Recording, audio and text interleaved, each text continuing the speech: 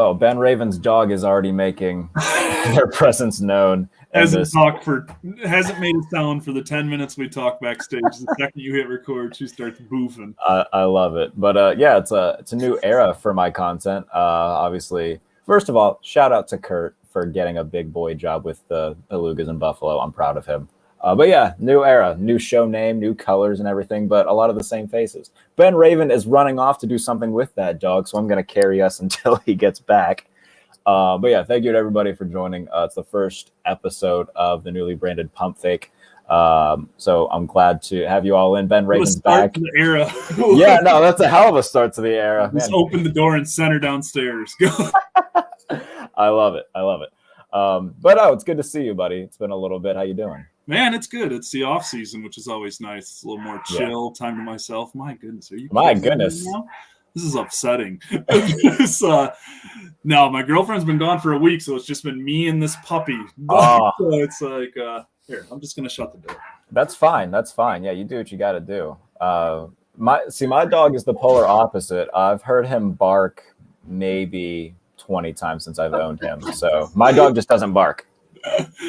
Oh, she was doing great. I thought I looked over at her when you hit record and she was doing good, and then she spotted something out of her perch. But no, I'm good. It's the off season, and I'm ready to get this freaking draft over with. And, aren't we all? Yeah, no, it's I'm glad to be the first guest on the Pump Fake without Kurt, the mayor of Buffalo. Man, he's everywhere. It's good for him though. I know he's doing that. Yeah, he's doing stuff with the Bandits, the Sabres, his beloved Bills. He's doing social media stuff there. But no, I couldn't be more proud of him for that. So, he was obviously in that video, right? Like making the drink. That was sweet. I was like, all right, damn. Yeah, exactly. He's doing playoff video bartender. He's doing big boy stuff over there. So, but yeah, I mean, you mentioned it. We got a draft, so we might as well talk about that a little bit. Detroit Lions drafting number 2. Saw a mock draft that had Malik Willis going to them at number 2. Your thoughts? No, I don't see it happening.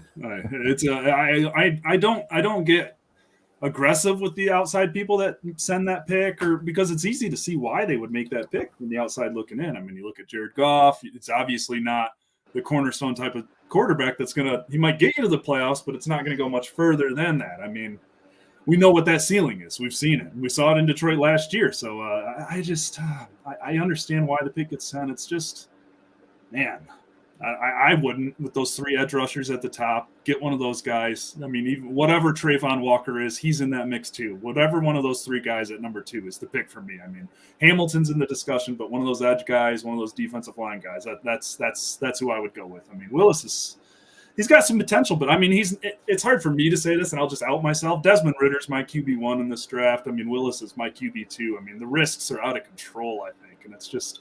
But he is head and shoulders above a Howell and a Pickett and a Corral for Mayer. But I don't see it happening. I've been blown away at the odds on the Malik Willis at pick 2. Those are crazy.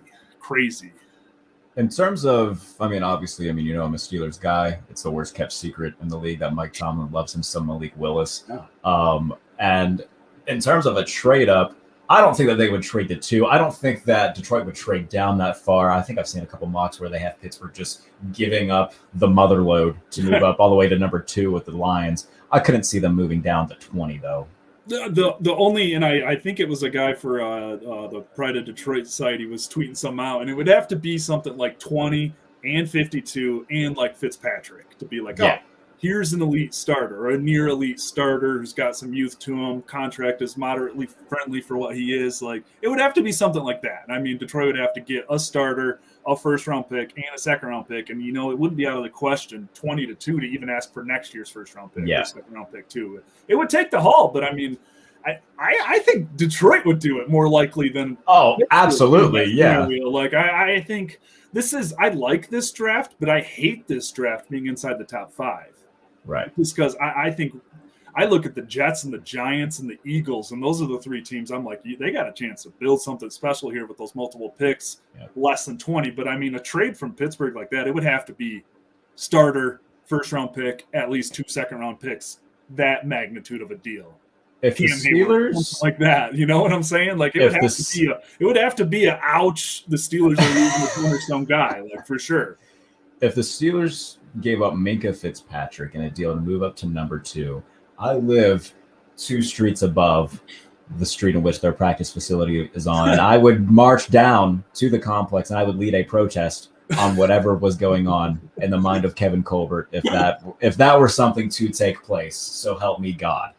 I can't see it either, though, man. In terms of these quarterbacks, though, I've seen mock drafts that have as little as 0 going in the first round, like Bucky Brooks, who Bucky Brooks, give him credit. He's got the most realistic NFL brain on what teams should do.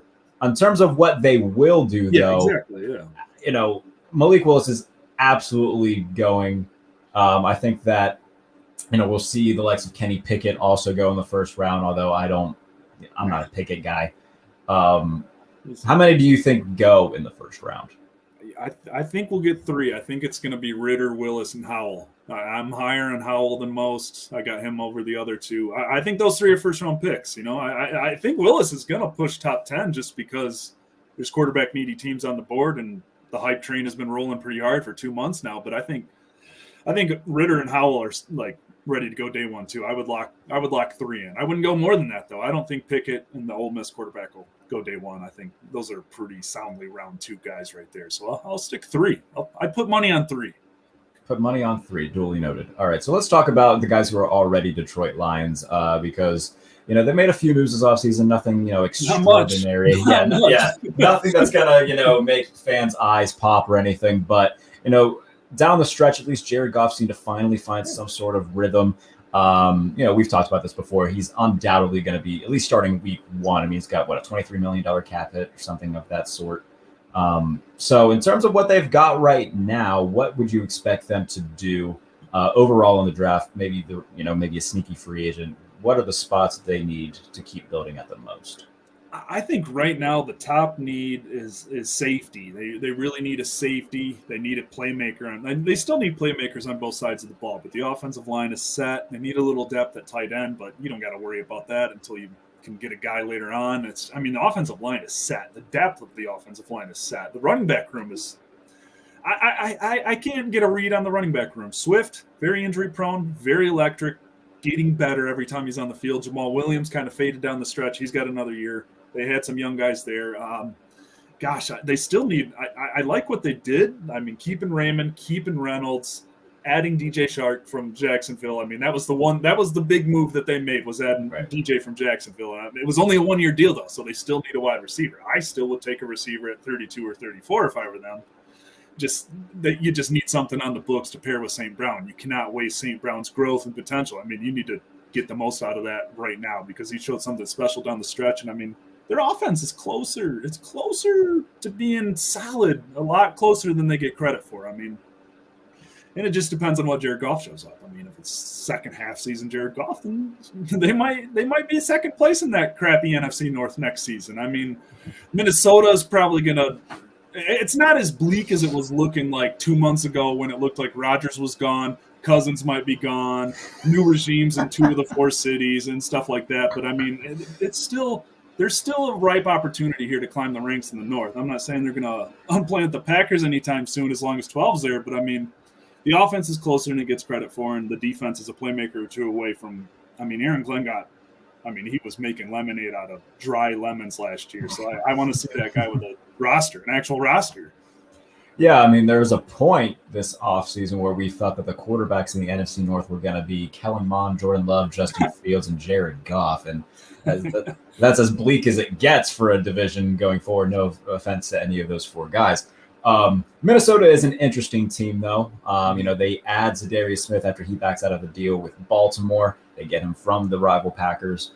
And you look at what they already have offensively. I mean, Justin Jefferson's fantastic. Irv Smith Jr., a tight end that's emerging as a really, solid, reliable target, especially in the red zone. Adam Thielen, is great. Dalvin Cook. It's defensively for Minnesota that has kind of been, especially in the secondary, kind of been their Achilles heel. What do you make of the Vikings as of right now? Yeah, I mean, it's just, it feels like an 8-9, 9-8 team because Kirk Cousins under center. Cook, you got the weapons at wideout. I mean, they did get the young offensive line last year, so it's kind of see how he develops. Why am I blanking on his name? Was it Darrisaw? Christian Darrisaw? Yeah. There it is. Yeah, so I think he was hurt a little bit. Get him back. The defense is obviously a giant question mark. I mean, just they band-aided last year with Patrick Peterson, and I did he re-sign? I think. Yeah, he re-signed on a 1-year deal with them this year. Yeah. So I mean, there's some potential on that defense. You know, you still got Danielle Hunter, like you said, Zadarius Smith. That's a nice add, and somebody that knows the division, somebody that's played against those offensive tackles inside the division. So that's a smart add, and I mean.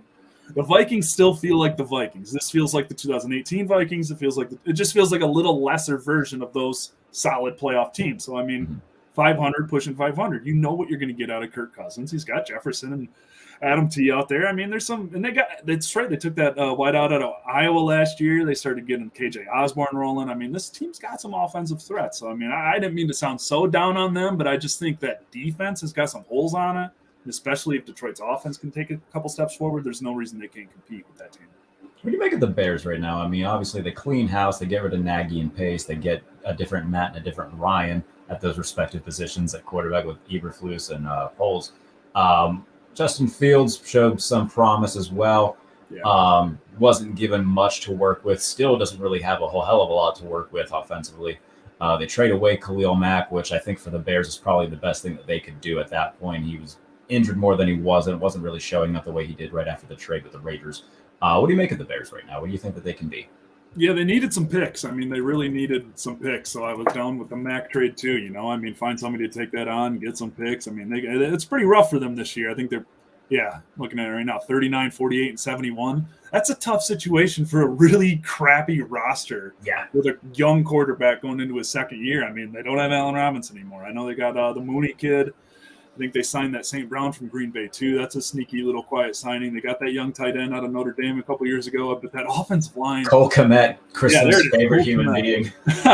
You know, I mean, he's got some decent little weapons there, but I mean, this feels like a very Lions-like team last year, but with a terrible offensive line. You don't know what Jenkins is going to be after being banged up coming in and sliding to him in the draft. I mean, there's not much reason for optimism these first 2 years, I feel like. The only reason for optimism is that it's a new regime. They're going to be doing things differently. There's a new coach. You got the quarterback in place. That's obviously a big one. But, I mean, that's a rough roster. And then, I mean, that defense has lost cornerstone piece after cornerstone piece. I mean, Jalen Johnson and Robert Quinn are the best players on that defense with Roquan Smith. I mean, it's just a different group. It's just a completely different group. I mean, I fully expect the Bears to be the worst team in the North next season by – I think at least 2 games. Predicting the Bears to finish last in the North. Okay, I'm liking where that's. You believe in the Lions a hell of a lot then this year. I think 7-10 is very realistic, and that's a giant step in the right direction. Yeah. I think getting a couple playmakers for the defense side of the ball. When you're picking 2, 32, and 34, you better add 3 starters. Adding 3 starters to the team that I watched the last 10 weeks of the season last year. That's a good deal. Adding DJ Chark to that team, that's a good deal. You know, I mean, it's just the offense is going to be better and the defense has a chance. I mean, Jeff Okudah wasn't on that team last year. See what the heck they get out of him. I mean, I don't know what the heck he's going to be. I mean, what a nightmare first 2 seasons for him. I mean, seriously. Yeah. From the most polished cornerback dude I ever watched coming out of college to just now, it's unbelievable. So it's like, there's still a party that's like, man, maybe that guy turns it on for Aaron Glenn and Aubrey Pleasant. There's a great coaching staff in place here, and that's the greatest thing they've got going for it. The roster is still crap here, but there are reasons to like it. It's reasons to think it's closer to being relevant than not. And this coaching staff, I mean, they're going to get a lot out of these guys. I mean, it's interesting. I think if they add a wide receiver and add some playmakers to that defense, 7-10, 8-9, relevancy. And we can talk about Jeff Okudah all we want, but one guy that's kind of flying under the radar on that secondary was Amani Oruwariye, guy at Penn State. He had a bunch of interceptions last year, had a nice performance against the Bears on Thanksgiving, in front of a national spotlight where people can kind of say, okay, this Amani Oruwariye kid's pretty good. So, I mean, I think they've got definite pieces there in the secondary that might not be well known, one, because they play in Detroit, don't get a lot of national attention. But if Okudah can finally, start becoming what everybody thought that he was, if Oruwariye can keep doing his thing, that's big for the Lions. No, and like you said, Amani, 6 interceptions last year that nobody was talking about. He's gotten better each season. I mean, he's a very experienced 3-year pro, and he's going into last year as his deal. So, I mean, they're already discussing kind of an extension situation for him. Really interesting to see because, I mean, he's the leader in that DB room, him and Tracy Walker. And that's another guy. I mean, my goodness, I couldn't believe these free agency rankings before. Tracy Walker's not on top 150 list. He's not ranked above the top 15 safeties. we got a beat writer roundtable together. Like after the season, we were like, gosh, we didn't realize how low the rest of the nation was on Tracy Walker. This is a really good safety. I mean, he doesn't force fumbles, he doesn't intercept passes, but he is rock solid. And I mean, to recover from his 2021 to play the way he did last season is really impressive. They extended him. He's a starter. They need another safety to pair with him. Will Harris cannot start at safety. That's done. He's going to kind of play a little between corner and safety there, see what happens there. But I mean, there's some pieces. And that's the coaching. Those are the coaches I have the most confidence in, not named Dan Campbell on that staff, is Aaron Glenn and Aubrey Pleasant. Those guys, those are two future head coaches right there. I'd bet money on that 100%. That defensive back, they play out of their shoes. I mean, Jerry Jacobs tore his ACL down the stretch. Probably the best undrafted rookie that comes to mind for me last season. I mean, that guy was a pit bull, an absolute pit bull that fits Dan Campbell and what he wants, and he's going to be back. He's working back from ACL. So, I mean, there's some pieces that people don't know about that could surprise. That I mean, the way they ended last year, the way they at least entered last year in regards to Okudah had us thinking big things. I mean, Okudah was a fresh soul, new person when we saw him in training camp last year and just ruptured his Achilles. Not much you can do about that. So, I mean, if he makes a recovery from that, watch out. You know, it might be a solid little group. And speaking of the defensive backs, they've got one less superstar to worry about in Green Bay as Devontae Adams was shipped to the Las Vegas Raiders. Yeah. Over under on 3, the number of receivers that the Packers will have between now and week 1. Yeah, I mean, watch them not even take a receiver in the first round. It's I don't even that it's hard to think about that team because they obviously got worse trading Devontae Adams, but it's also a move that you look at, you're like, dang, 4 picks inside the top 60, 5 picks inside the top 100. I mean, it's an opportunity. You look at some of the receivers that might be there at 22 or 28, and you've got to think that they're out of their minds if they don't take one of them. Yeah. This is an opportunity to kind of fill that hole with a much friendlier contract and then maybe go add 3 other freaking starters for that defense that lost some pieces. I mean, they're the kings of the division without question. I don't see it changing this year, next year, the year after that. As long as Aaron Rodgers is there, they're going to own this division because that defense has still got some solid little pieces on it too. Good coaching staff. We'll just see. I mean, it's going to be it's hard to imagine that team without Devontae Adams just because he was such like a focal point. I mean, he didn't control their offense the way like Debo did. They didn't run it through him like that, but I mean, he was like the point guard on that offense. Like, I don't know. It felt like he like touched the ball like every other play. So it's just kind of weird that was just the whole Aaron Rodgers Green Bay offseason, just very confusing. You know, it goes from him leaving to him coming back. Yeah. I don't want to be a part of a rebuilding team. And then the first freaking move they make is trading his star receiver. It's like, what the is going on? What is going on? Like, hey, 2 top 30 picks. Go get a couple. Get a receiver. Get an offensive lineman. Figure it out. Exactly. In terms of NFC teams that you might think are under the radar, I mean, I've been very vocal. I'm going to continue to be later on the show about the New York Giants, Washington Commanders, a little bit on the Vikings. Is there anybody that you could see maybe making maybe if not a playoff team, a push at a wild card spot?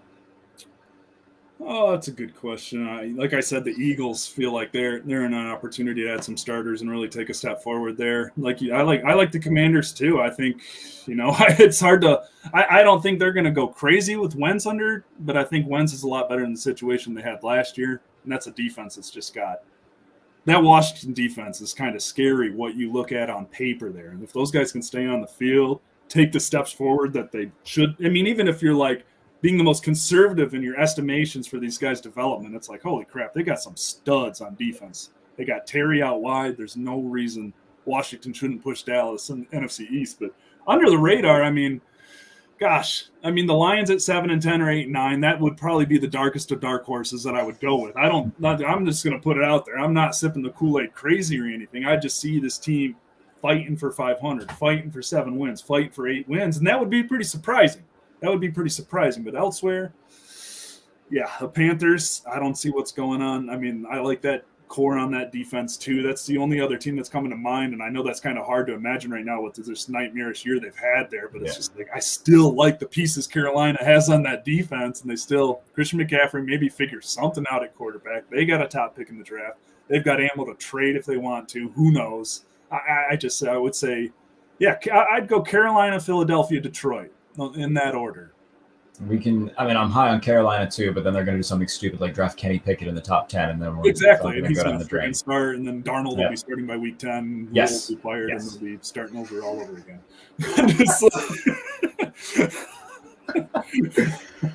Oh man! All right. In terms of the AFC, we can kind of play that game too.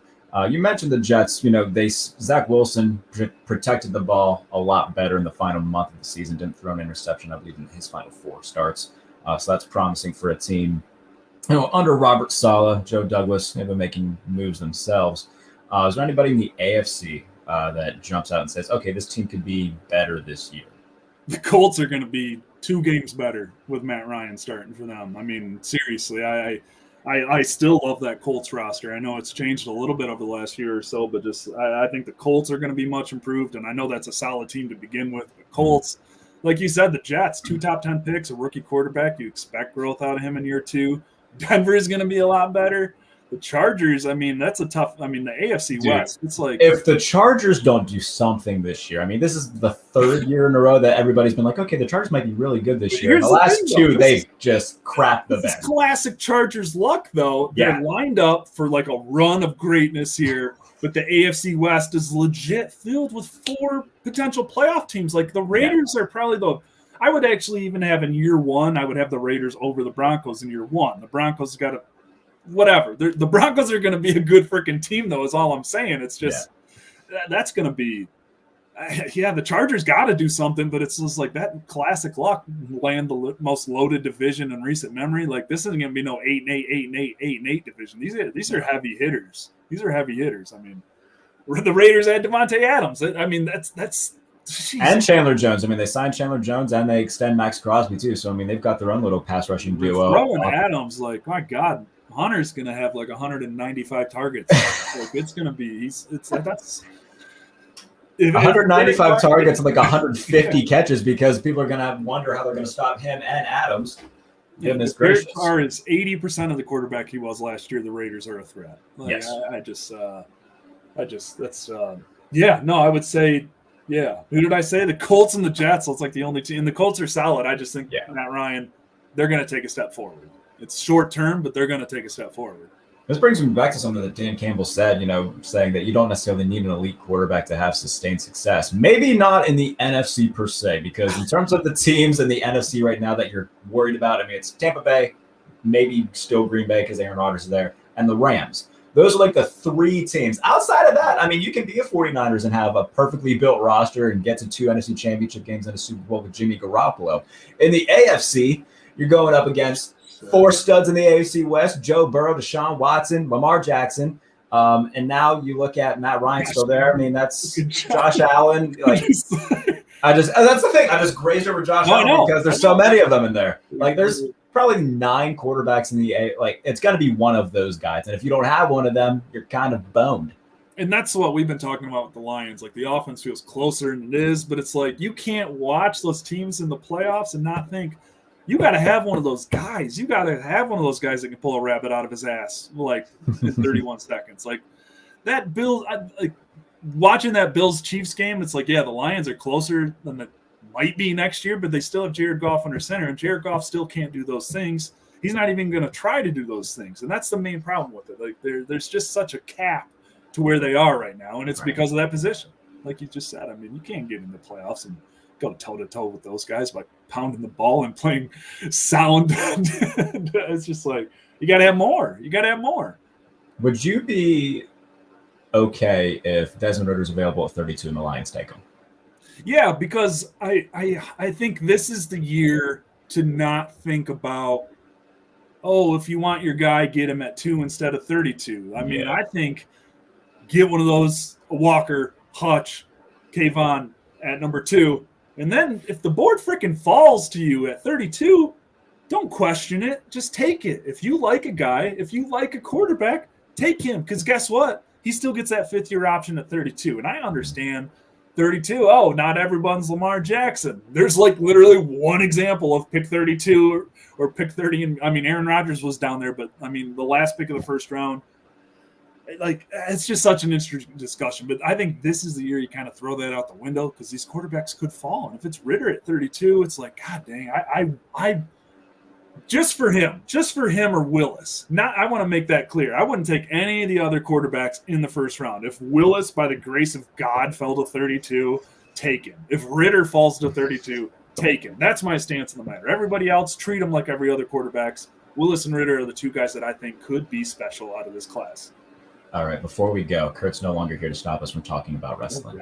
So we can do this. All right. So Cody Rhodes returns to WWE in the most unlikely of defections. Maybe in wrestling history. I don't know. I mean, it's definitely in the conversation. You know, he starts the rival promotion, and then after they snag every superstar free agent under the sun, and he's no longer, you know, the prevalent star there, Tony Khan doesn't offer him as much money as he thinks he's worth. He goes back to, you know, the place that made him Stardust, and so far so good though. I mean, the Mania match with Seth delivered. His both segments so far on Raw have been good. Thoughts on that, man? Because out of all things that could have happened, that's absolutely the last that I think a lot of people would have predicted in like December. No, for sure. And like, just like, it's in the realm of Ric Flair showing up with the big gold belt in the early 90s. That was a giant, like, mind-blowing one. And then Scott Hall appearing on Nitro, walking through the crowd. It's like in that, like, just like, even when you knew it was going to happen and you'd see his like video screen light up at WrestleMania, it's like, oh shit, this is actually happening. And it's just like, I mean, I have no doubts about Cody delivering. I mean, he's going to hit at least a double every time he gets a shot at that. You know what I mean? Like, he's just a rock solid, great on the mic, great character he's developed. I mean, that's what it's fascinating to see him return to WWE from AEW. They won't like acknowledge that existence, but he's like so much more developed as a character and developed with the fans, like that run through Ring of Honor and New Japan. It's just, it's connected him with the fan base in ways that he never did in the solo WWE run. He was just kind of like, oh, this kid's a blue chipper prospect, Dusty's kid. You know, he's on legacy, stuff like that. No, now he is Cody Rhodes now, fully developed, fully immersed in the fan base. So it's really, you know, I've been honest, I haven't watched a lot of WWE the last 2 years. I've been pretty New Japan and AEW because my time is limited and I want to watch wrestling. But I think he's a perfect fit. I mean, moving forward for what WWE wants to do. And I mean, if they give a Roman Cody feud, I'll be back to watch that. Yeah, I think a lot of people would. Maybe something fucking else different than Brock. Yes, Roman. yeah. I love Brock. I'll throw that out there. I love Brock Lesnar. I want something different for Roman Reigns. Like his end of 2020, started 2021. I was like, oh my God, this guy is like, he's got it. He's rolling. He's rolling. And now it just feels like he hit that roadblock of just, you're in the Brock Lesnar finisher match. But speaking of AEW, your doppelganger, Bryan Danielson, Jon Moxley, and William effing Regal. And now Wheeler Yuta. That's awesome. First of all, hell of a faction name, the Blackpool Combat Club. Love that. They made a star out of Wheeler Yuta in the past month. It's been so much fun. I didn't expect William Regal to show up. He did at the last pay-per-view. Great stuff. And then everything that him and Mox have done since then has just been gold. I'm excited to see where this goes. Dude, it's just a perfect example of AEW knows how to build stars. Yeah. At least like B+ guys, you know? You need those guys. And I mean, Yuta is somebody that like I'd seen on the indie circuit and saw on Dojo Pro, and it was like, oh, this guy's and it's like he's with the best friends, and it's just clicking. And then this thing, you know, you get a look from William Regal, you get a handshake, you get I mean, my God, when I was talking to Froton, messaged me. He's like, did you watch the Wheeler match? Did you check that out yet? I hadn't seen it yet, and I watched it. I messaged him in the morning. I was like, I woke up chanting Yuta under my breath still. Like, it was just like, I mean, that's a storytelling moment. I mean, when people ask me why I still watch wrestling, it's like, go back to like Rampage last Friday and just watch that story develop. Like, catch up on the story. Watch that moment, reach that point, and it's like, God damn, that's good storytelling right there. That's just knowing your audience, what they want. It's knowing your stars. It's why AEW's the choice. It's why it gets my time. You know? Very much agree. Not to mention the fact that Swerve Strickland is now there, and he's been the things that he's been doing with Keith Lee, Ricky Starks, and Hobbs. Oh, The Ring of Honor stuff is awesome. yep. I mean, that's what I'll end on. The 7 days of tag team wrestling. Good Christ. We haven't even talked about FTR Bucks 2 yet. From Dynamite even to Rampage with, I think it was FTR and the Ass Boys, and that was a solid match. And then it was Bucks and Top Flight. Yeah. And then it was Briscoes and FTR, and then Bucks and FTR. Oh. I didn't think that the Briscoes FTR match was going to have competition for best match of the week. I mean, it was just, I love tag team wrestling. It's like at the cornerstone of what I look for when I want to watch wrestling. It's just like, it's just good shit, man. It's good shit. FTR is special. Those guys are special. The run that they've been on in the even just this mini run in the past like 2 months has been ungodly. It's like, I mean, they do such a good job of taking stuff that they've watched their entire lives and making it their own. I mean, they are literally like a mix of the Hart Foundation and the Bulldogs and the Brain Busters. And I mean, and then they're not just copying these guys. Like, it's their own. Like, you don't look at them. It's like, oh, they're doing that cool move. No, they're doing their freaking move. Like, they're special. They got like that Bret Hart. And I only love Bret Hart, and it's easy to compare them. They just got that like Bret Hart aura to them now. Yeah. Those guys are legends, living legends. There you go. I didn't even mean to. I want to get one of those jackets too. Aren't those nice? I bet they cost like $300 a piece. Don't have the budget for it right now, but yeah, that would be nice to have. Ben Raven, love talking to you, buddy. Thank you for doing this on the first episode of this. Talk to you soon. Enjoy the Red Wings tonight. You said you were going to that, right? Yeah, I'm gonna go check out some hockey. Exciting stuff. Yeah, no doubt. We'll hook it up soon. All right, buddy. Appreciate you. That is Benjamin Raven, Detroit Lions writer from MLive. I always love talking to him. I always love ending it on wrestling. I did touch on this earlier, though, because, and I've touched on it in previous segments, but 3 teams that I'm just so in on, at least right now. I talked about the Giants. We've talked about the Giants a good amount, both on Twitter, videos, YouTube, other podcasts. But the Giants, man, you look at everything that they dealt with the past couple of years. It's been a Joe Judge head coaching job. Last year, losing Daniel Jones, losing Saquon Barkley, Kadarius Toney, Sterling Shepard, Kenny Golladay. I mean, they lost all of their predominant offensive weapons, all for an extended amount of time at one point or the other. And so you look at what their defense was able to do last year, holding their opponents to 22 points or less on 9 occasions. The Giants only won 4 of those games. And on multiple occasions, let me actually pull up the Giants' schedule from last year. Because on multiple occasions, they finished with less than or in single-digit points, which is never good. But you look at everything that they dealt with last year, with all the injuries, and everything that they dealt with, what they have on their roster right now. You have Daniel Jones. You bring in Brian Dable as head coach and Joe Shen as the general manager, 2 guys who helped turn the Buffalo Bills into what they are today. And that's a powerhouse in the AFC. A team that's been on deep playoff runs the past couple of years, made it to the AFC Championship game in 2020 and 2021.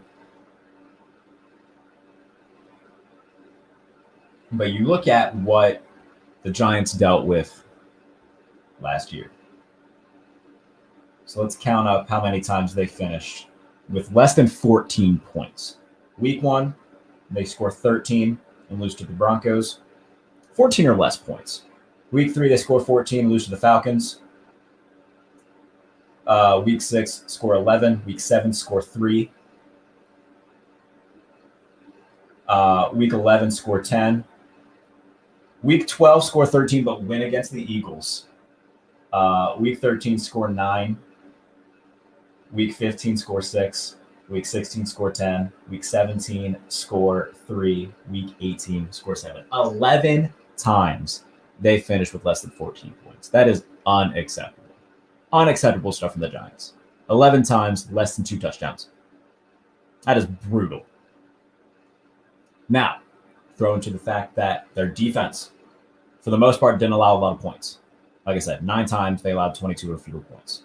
But eventually, when you got Mike Glennon, your offense is constant 3-and-out, turning the ball over. I think that those defensive stats, or lack thereof, actually, get inflated in the wrong direction because similar to how Tampa Bay was that final year with Jameis before Tom Brady came, Tampa Bay's defense is good. They got a lot of good personnel. It's just the fact that they were on the field so much that their numbers weren't great. And we saw how good they were the following year because they were a big part of why they won the Super Bowl.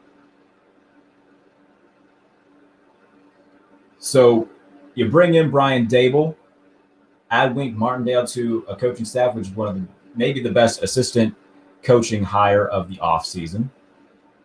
Add that to a really good defense already. I love everything that the Giants have in place right now. There's still some things that they got to plug up. Their offensive line is still needs a big revamp, but they got 2 top 10 picks that they're going to use.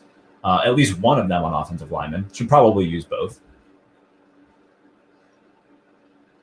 But you look at what they got defensively and how they performed offensively. Like they've got the guys. They just need to stay healthy. And last year they were, one of the most injury-ridden teams in the league. That's why you win 4 games. When you got Mike Glennon as your quarterback and Joe Judge as your head coach, you're not going to win a lot of games. They didn't score a lot of points either. They're pushing out the ghost of Devontae Freeman at running back for a while. There's only so much that can get accomplished. So I'm loving everything that the Giants are doing. The Commanders as well, sticking in the NFC East.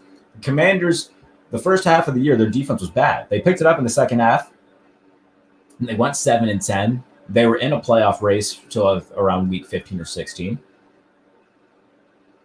With Taylor Heineke, nothing against Taylor Heineke. I think he's a phenomenal backup, and he had his moments throughout the year. But I don't think he's a guy that you want as a full-time starter. I think that's pretty evident. But they bring in a guy like Carson Wentz. Last year, 27 touchdowns, 7 interceptions.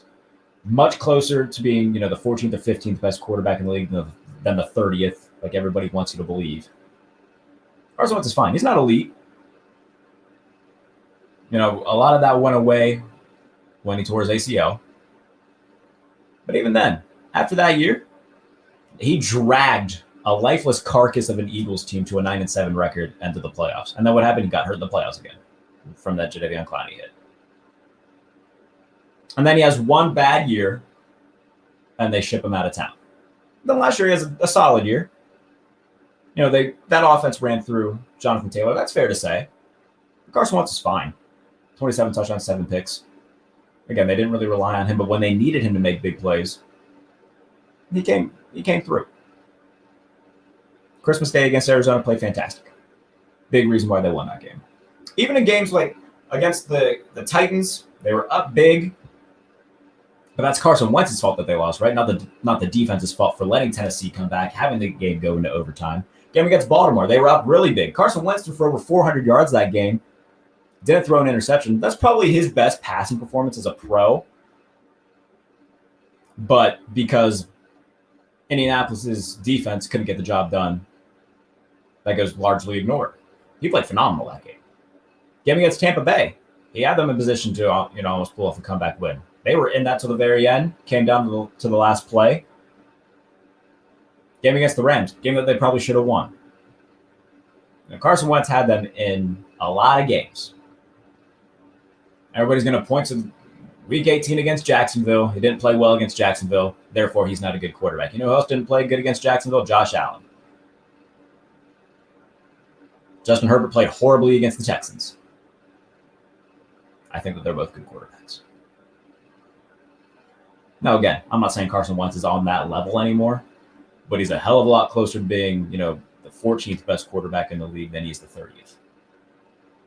I think with a healthy Chase Young, healthy core for Washington, this Commanders team can make some noise. I think they're going to win the NFC East. Dallas might have a better quarterback in Dak Prescott. Ezekiel Elliott isn't near what he used to be, and they're paying him $18 million a year. Offensive line isn't quite what it used to be. Still solid, but not as good. CeeDee Lamb, very good.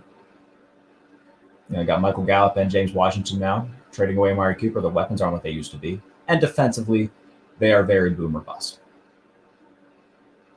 So, taking that all into consideration, I like Washington in the NFC East this year, and I like the Giants in the NFC East this year. I think the Cowboys are still going to be around, obviously. I think they're going to be around a 9-win team. I'll wait to see how the schedule falls out. We know everybody's opponents. We need to see how the scheduling goes. And the Vikings, me and Ben touched on it a little bit earlier. The Vikings.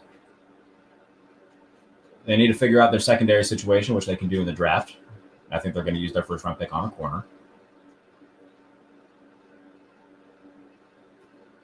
But if they can, Patrick Peterson came back on a one-year deal. If they can get somebody to groom under him, maybe get another guy in there as well. They add Zadarius Smith to go along with Daniel Hunter. They've got a ton of offensive weapons, and Kirk Cousins is a good quarterback. Which, again, don't let anybody tell you Kirk Cousins isn't a good quarterback. In his past 2 years, he's got 68 touchdown passes. In the past 3 years, he hasn't had a passer rating under 103. 4,000 yards passing in 6 of his last 7 seasons. Kirk Cousins is a good quarterback. So those are 3 teams that I really like in the NFC this year. And let's not forget, since I believe 1990, there have been 4 new playoff teams every year. Every year. Which means 4 other ones got to go. And in terms of the ones that I think could go, I think it's going to be, I don't think Dallas is going to be in, at least as of right now. Like I said, I'm going to do another one of these right before the season starts. But as of right now, as they stand, San Francisco could be one of those teams just because we don't know how good Trey Lance is going to be. Dallas, it seemed like Minnesota could take a wild card spot from one of those teams that were there last year. I don't think Philadelphia is going to be a playoff team. I don't think Philadelphia is going to be in. I don't think Dallas is going to be in. I think San Francisco cannot be in. So if we see the rise of teams like Minnesota, Washington, and New York, that's going to kick out 3 teams. I think Philadelphia, this is going to be the last year of Jalen Hurts. And I think that Dallas is going to be in the mix. Again, obviously, because they've got a great quarterback. I think Dak Prescott is a great quarterback. So he's going to keep them in it. But do we trust Mike McCarthy? No, I don't. And defensively, they're 2 boom or bust. Washington, they've got a very good head coach in Ron Rivera. They got a good quarterback in Carson Wentz. Curtis Samuel coming back after being injured all of last year. Terry McLaurin, Antonio Gibson, a very solid running back, solid offensive line, and a really good defense. I don't know what I'm missing there. Everybody just seems to be low on Washington because they don't like Carson Wentz. That's a them problem. Now, who does have the best rosters in the NFL? We can talk about, these teams that are going to be, like a New York, a Minnesota, Washington, who are going to be better and improve. But in terms of who's got the best rosters in the NFL right now, it's hard to say. I mean, most of them are in the AFC. You can make the argument that the Chargers would be number 1 just because there's almost no holes there. They got better on the offensive line last year. And they bring back Mike Williams, a move that not a lot of people expected, along with Keenan Allen, along with Austin Eckler. They trade for Khalil Mack. They signed J.C. Jackson, Derwin James, Joey Bosa, solid linebackers in the middle. There's not a lot of holes there. I think that the Chargers are definitely in that conversation. Could be number 1. I think Cleveland, again, a fantastic offensive line, the best running back duo in football. When healthy, a top 6 quarterback in Deshaun Watson, or when on the field. We'll find out what happens with the whole suspension thing. They don't have a lot of wide receiver depth right now, but they trade for Amari Cooper, Donovan Peoples-Jones, and Higgins have been solid pieces in that offense. And defensively, I don't see a hole. I don't see one. They got a very good front 7 led by Myles Garrett. Maybe the interior could use a little bit of an upgrade. Mack at linebacker. Really good cornerback in Denzel Ward. Good safeties. There's not really a lot of holes in Cleveland. The biggest one being wide receiver. And I think we're going to take one in the first round, which is going to suit all that up rather quickly. Denver right now.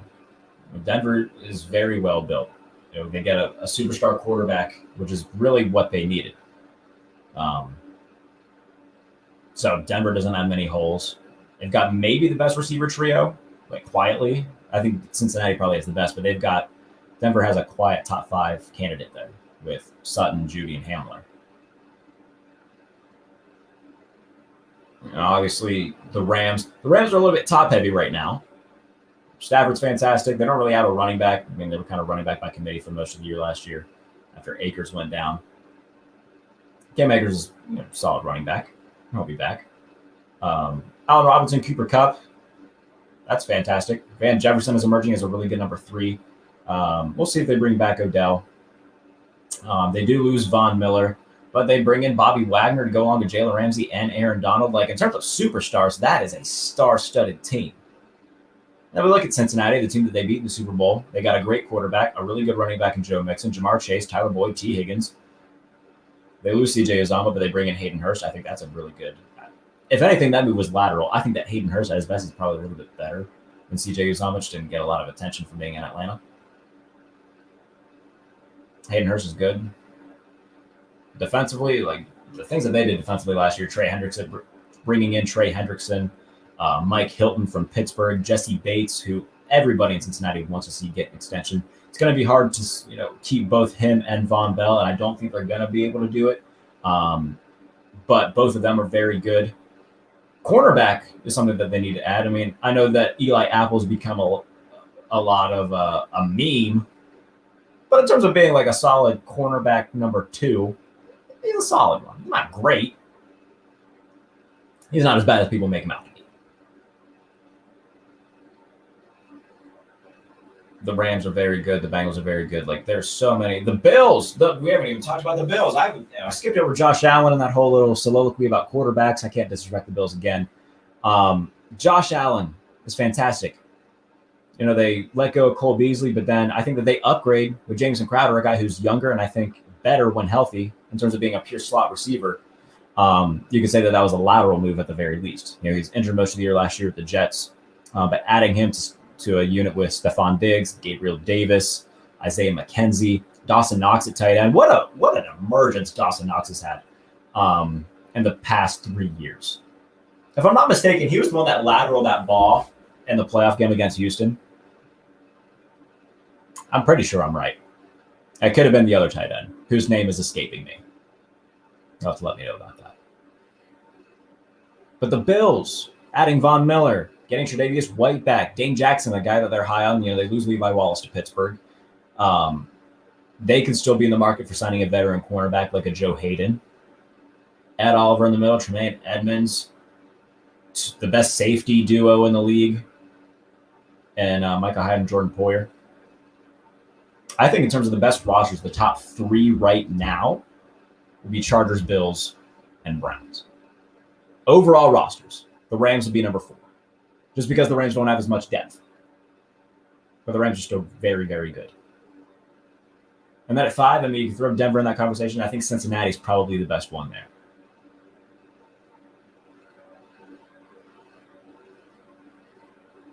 Ton of talent around the league. Ton of talent. But this is a fun first episode. And again, it's different for me. I've had Kurt to do this with for the past 2 years. So it is different. Very different for me. I'm proud of him for everything that he's doing right now. So yeah, this is the new era for me.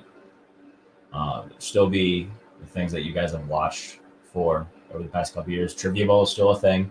I'm going to be setting that up for the next week to get our reigning champion Eric Edholm from Yahoo Sports back, getting Thor back. We'll see about Matt. Matt and his wife just had a baby, so I'm not going to badger Matt as much as I usually do. Congratulations to Matt, by the way. So I might shoot him a text and be like, "Hey, man, if you want to, by all means," but I'm not gonna, be angry at you if you say no. Thor might be angry. He's gonna say no excuses. This is a man's game. So yeah, congratulations to Matt and his family for welcoming a baby girl. So couldn't be happier for you, my friend. We'll see who else we get. Maybe we'll get Ben Raven back on. Might as well. Maybe Nick Farwell, maybe Froton. We'll see who all we get on. A lot of familiar faces with the Trivia Bowl. Maybe some new ones. We'll see what I can pull off. But yeah, Trivia Bowl is still going to be a thing. It'll just be now known as the Pump Fake Trivia Bowl. So the Laces Out Trivia Bowl. Which means I got to get a new loose leaf to put on the title. So yeah, Trivia Bowl 10. I might have to make an event out of that. It's a 10th Trivia Bowl. Maybe we'll make it like a 5-way. Usually it's 4. Maybe I'll welcome a 5th or a 6th. We'll see. I don't want it to run too long. But yeah, in terms of where you can find my content, you can find it at Sports Illustrated, Fansided, maybe something new in the coming few days. I'll let you know about that on Twitter. Tweet out a bunch of fun stuff every day, so follow me on Twitter at JBaileyNFL. We're only 120 followers away from 4,000. It would mean a lot to me if we get there by the draft, if, or at least very soon. It's something that I work hard on, obviously. So I appreciate everybody for watching, tuning in. Thank you for following the Pump Fake too, by the way. Go do that. Again, follow me on Twitter at JBaileyNFL. It's where I tweet out all my stuff. Appreciate Ben Raven for being here. We will see you guys soon on the next edition of the Pump Fake. Like I said, more updates to come on Trivia Bowl. I'll tweet all those out. But thank you guys so much for tuning into this new era of my content. I hope you guys stick around and keep tuning in for it. So I appreciate it. Until next time, this is the Pump Fake. I'm Jarrett Bailey. See you soon.